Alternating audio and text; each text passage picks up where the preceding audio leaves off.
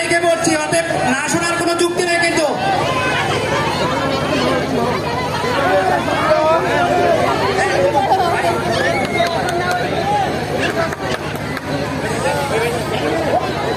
আপনারা উপভোগ করছেন মহিলাদের দৌড়াটানা, আমরা প্রস্তুত দেখতে পাচ্ছি। হ্যাঁ,